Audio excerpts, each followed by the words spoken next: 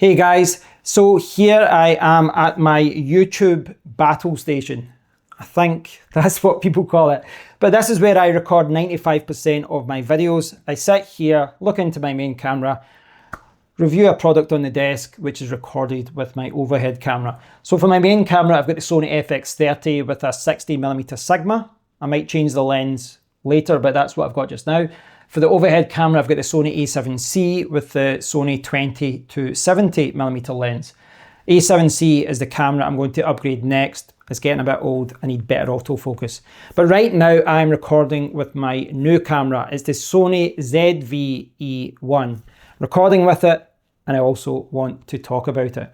So the Sony ZV-E1 came out in 2023, so it's been out for about 2 years. When it was announced, I was very interested. I was very close to buying it, but I opted for the FX30. But when it came out, it got some positive reviews, some negative reviews, but on the whole, the reviews were mixed. It wasn't like a complete success. A lot of the flaws of this camera, or perceived flaws, were reported, and it was one of those cameras that kind of went under the radar because of that. So this is a full frame camera, but it's part of Sony's Z or Z range, which is for content creators.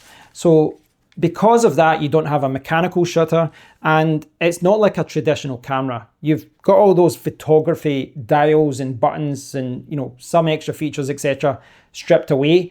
You're kind of left with a video camera that can also take photos. Now, for me, as a YouTuber, that's perfect because I record videos with my third camera pretty much 100% of the time, maybe 99% of the time. I might take the odd photo, but primarily this is only for video for me. And that's fine for me. I realize there's a lot of people that are hybrid shooters that want 50-50. They want a good photo camera and a good video camera, but that's not what this camera is. This one really is a video camera. Now, the biggest criticism about this, well, it's justified, but you have to take things into context. So the biggest criticism for this camera was overheating, but let's rewind a little bit. This camera is full frame and it's got the exact same sensor as the Sony FX3, which is a cinema line camera. Now the FX3 is about twice the size, twice the weight, and about half the cost, more or less. So this is a much cheaper camera. It's half the size and it's super light, but because of that, you get overheating because you need a bigger camera body to dissipate heat, and the FX3 and the FX30 over there, they have built-in fans, and the fans kick in to cool the camera body. There's nothing like that here because the camera is so small. Now, that's a big problem for many different situations, but when this camera was reviewed, I think people were a little bit harsh on it because they were trying to compare it to a camera which was used to record films and weddings, etc. This is not what Sony had in mind. This is a camera which does have flaws and it does overheat, but I think the camera is still usable, and I think people are starting to realize that as well. Now, today I've been doing lots of camera tests to mess about with settings and also to figure out when this overheats. And there's lots of factors to take into account with Sony cameras. You have to put the internal temperature to high, etc., so it doesn't shut off easily. But what I found today is that it did shut off about 45 minutes of recording, but that's because I was charging as well. And when you're charging up, that can contribute to it shutting down because there's heat. But I have to clarify that 45-minute thing. Firstly, to me, that's not too bad.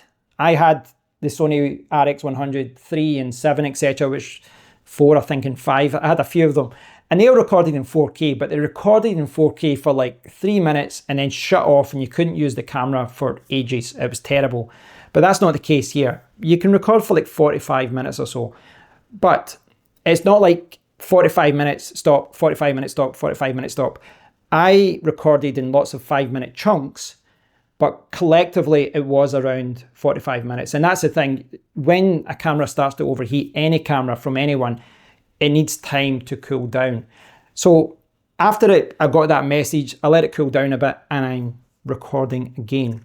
Now, the reason why I'm not freaked out about any of this is because I was fully aware of this issue and I'm fully aware of how to tackle it. Now, there's lots of ways you can tackle something like this. Dummy batteries, you can use HDMI out to a capture card, etc., if you really want to. But the way that most people are tackling this problem is by attaching a third-party fan. And there's a third-party fan from Ulanzi. They've got like 3 versions. I've ordered one today. But there's also fans from, I think, Kilta and Small Rig as well. So there's a lot of companies out there that are creating fans, not just for the ZV-E1, but for a host of Sony cameras. And again, it's worth pointing out, it's not just Sony cameras that suffer from overheating. You get it with Nikon, Panasonic as well. So I've ordered the cooling fan. That should be coming in a few weeks. But ultimately, why I bought the ZV-E1 in 2025 is that it's still a relatively new camera. A lot of the criticism a few years ago, some of the criticism was justified because it does overheat, and if you're spending thousands of pounds, thousands of dollars on a new camera, you don't want that to happen. But the fact that you can resolve that problem fairly cheaply with a fan that costs like 30, 40 bucks, that's amazing, because you've saved yourself a few $1,000 and you fixed the problem with a fan that's very cheap to operate. So that's, for me, a very easy solution to a problem which this camera has. The reason I wanted to talk about it though is because a lot of the time these reviews come out, they just assume everyone is shooting cinema films or shooting weddings, etc. I think for a camera like this, if you're creating content, most of the time I'll be using this, I'll be recording short clips and it's not going to overheat anyway. But if I do want to do streaming, or if I do want to record for long periods of time and do tests, etc., then I can just attach the fan and cool it down.